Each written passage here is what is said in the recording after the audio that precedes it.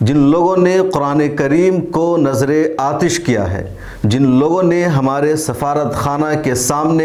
ہمارے ملک ترکیہ کی توہین کی ہے، جن لوگوں نے اپنی گستاخانہ ایکٹیویٹیز کی وجہ سے دنیا بھر کے 2 ارب مسلمانوں کے دلوں کو ٹھیس پہنچایا ہے، ان کے رحم کی درخواست اب کبھی بھی قبول نہیں کی جائے گی۔ وہ ملک اب کبھی بھی نیٹو کا ممبر نہیں بن پائے گا اور ترکیہ کبھی بھی ایسے ملک کو نیٹو کا رکن نہیں ہونے دے گا۔ یہ الفاظ ہیں ترکی کے صدر رجب طیب اردوغان کے۔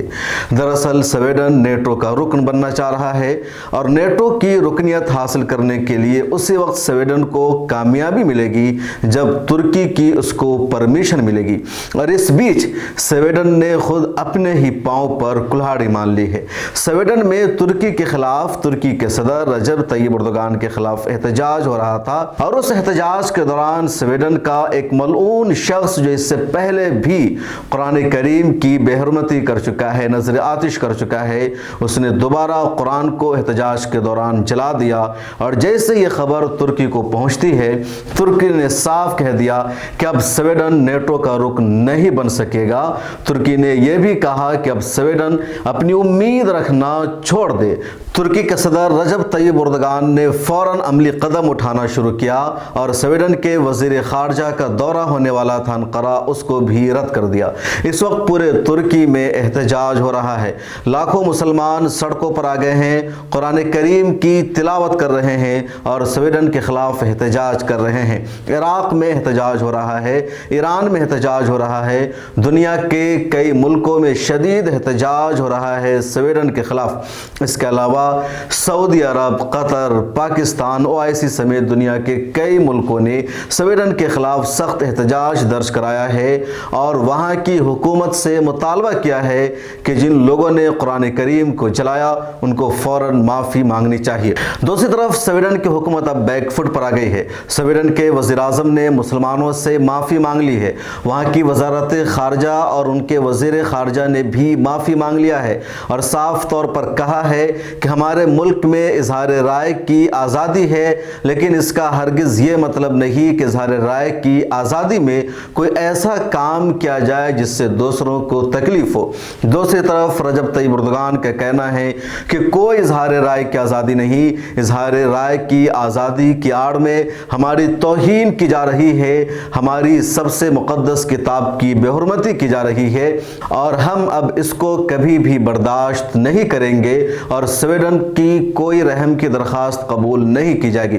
طیب اردوغان کا یہ رد عمل اور یہ بیان سامنے آنے کے بعد سویڈن کے پاؤں تلے سے زمین کھسک گئی ہے۔ سویڈن کے پرائم منسٹر، ان کی وزیر خارجہ، ان کے کئی سارے ذمہ داروں نے کچھ بھی ریئیکشن دینے سے انکار کر دیا ہے۔ الجزیرہ اور دیگر انٹرنیشنل میڈیا ہاؤسز میں جو خبر آ رہی ہے اس میں جب ان کے وزیر خارجہ سے یہ پوچھا جا رہا ہے کہ اردوغان نے آپ کے ساتھ بات چیت کرنے سے ہی اب انکار کر دیا ہے، اگلا قدم کیا ہوگا، تو ان کا جواب صرف اتنا ہے کہ ہم ان کے بیان کو غور سے دیکھیں گے اور کوشش کریں گے کیا ہو سکتا ہے، یعنی کچھ بھی جواب نہیں بن پا رہا ہے۔ اردوغان نے تو یہاں تک کہہ دیا کہ کسی کو بھی مقدس چیزوں کی بے عزتی کرنے کا حق نہیں ہے، جب ہم کچھ کہتے ہیں تو پورے خلوص کے ساتھ کہتے ہیں اور جب کوئی ہماری بے عزتی کرتا ہے تو ہم اسے ان کی جگہ دکھا دیتے ہیں، اور اردوغان نے اس وقت سویڈن کو اپنی جگہ دکھا دیا ہے۔ معاملہ کیا ہے وہ سمجھ لیجئے۔ پچھلی ویڈیو میں بھی ہم نے تفصیل سے بتایا کہ سویڈن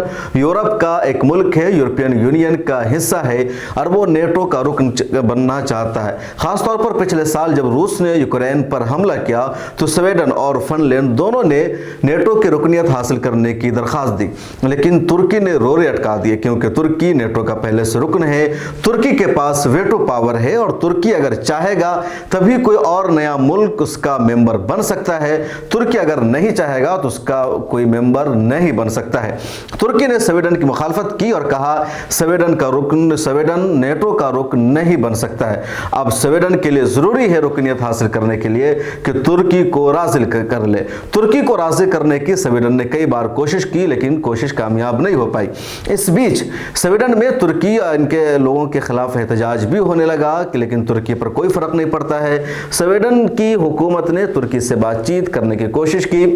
اور جب ترکی کے صدر نے اور ترکی کی حکومت نے سویڈن سویڈن کے وزیر خارجہ کی دعوت قبول کر لی اور یہ خبر آئی کہ سویڈن کے وزیر خارجہ کا انقرہ دورہ ہوگا اور وہاں بات چیت ہوگی، تو سویڈن کو، ان کے جنتا کو ایک امید لگی کہ شاید اب ہمارا ملک نیٹو کا ممبر بن جائے گا اور دنیا کی طاقتور فوج رکھنے والی ممالک کی فہرست میں اس کا بھی نام آ جائے گا۔ لیکن اب یہ جو معاملہ ہو گیا تو ترکی نے سیدھے ہی بات چیت سے انکار کر دیا ہے۔ اس سے پہلے ترکی نے ایک اور آپشن دیا تھا کہ ہماری کچھ شرطیں ہیں، اگر سویڈن اس کو مان لیتا ہے تو ہو سکتا ہے کہ ہم ان کی حمایت کر دیں اور اپنا ویٹو پاور واپس لے لے۔ ترکی کی شرط کیا تھی؟ ترکی نے کہا تھا کہ سویڈن پہلی نظر میں، پہلی کوشش میں جو کرد جنگجو اس کے یہاں ہے ان کو فوراً ہمارے حوالے کرے۔ اس کے علاوہ جو لوگ ترکی کے باغی ہیں، غدار ہیں، اس کو سویڈن نے اپنے پناہ دے رکھی ہے، اس کو بھی ہمارے حوالے کیا جائے۔ اس کے علاوہ سویڈن، ڈنمارک، اس طرح کے کئی سارے ملکوں میں لگاتار اسلاموفوبیا پھیل رہا ہے، اس پر بھی سویڈن کو کارروائی کرنی پڑے گی، پابندی لگانی پڑے گی، تب ترکی ان کا ساتھ دے گا۔ تو اس طرح کی کئی شرطیں ترکی نے عائد کر رکھی تھی اور سویڈن ماننے کے لیے تیار تھا، لیکن رسمس پولینڈو نے جو کام وہاں کر دیا ہے اور جس طریقے سے اس نے گستاخانہ حرکت کی ہے اس مردود اور ملعون نے، اور پہلے بھی اس نے اس طرح کی کئی بار حرکتیں کی ہے، تو اب ترکی نے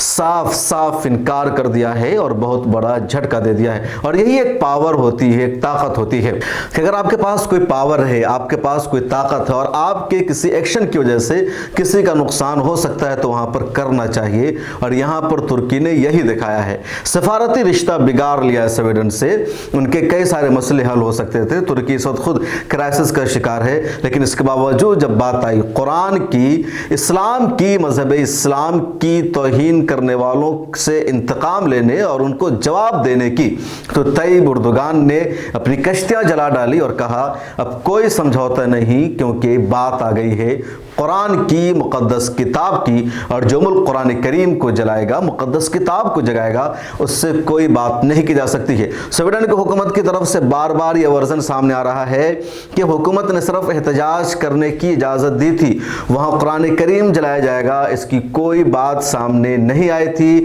نہ پہلے سے اس کا کسی کو اشارہ تھا۔ اگر پہلے سے ایسی بات ہوتی تو حکومت احتجاج کرنے کی اجازت نہیں دیتی۔ اس لیے سویڈن میں قرآن کریم کو جلانے کا معاملہ سرکار کی اجازت، اس کی منشا اور پرمیشن کے بغیر ہوا ہے، اور سرکار اس کی وجہ سے معافی مانگ رہی ہے، لیکن یہ معافی کوئی معافی نہیں ہے کیونکہ ابھی تک وہ مردود گرفتار نہیں ہوا ہے، اور حکومت یعنی سویڈن کی سرکار کا رویہ بھی بہت گول مول والا ہے۔ اور اس موقع کا فائدہ اٹھاتے ہوئے طیب اردوغان نے صاف طور پر ایک جواب دے دیا ہے، انتقام لے لیا ہے، اور ایسا ہی ان دوسرے ملکوں کو بھی کرنا چاہیے جن کے پاس آپشن ہے، آپ ایکشن لے سکتے ہیں، آپ کی کارروائی کی وجہ سے سامنے والے پر فرق پڑ سکتا ہے، تو ایسا ایکشن ضرور لینا چاہیے، اور طیب اردوغان نے کر دکھایا ہے۔ اس ویڈیو میں اتنا ہی۔ ملر ٹائمز کو اگر آپ نے ابھی تک سبسکرائب نہیں کیا ہے تو کر لیجئے، فیس بک پر دیکھ رہے ہیں تو پیج کو لائک اور فالو کیجئے، ٹویٹر اور انسٹاگرام پر بھی ہمیں فالو کیجئے۔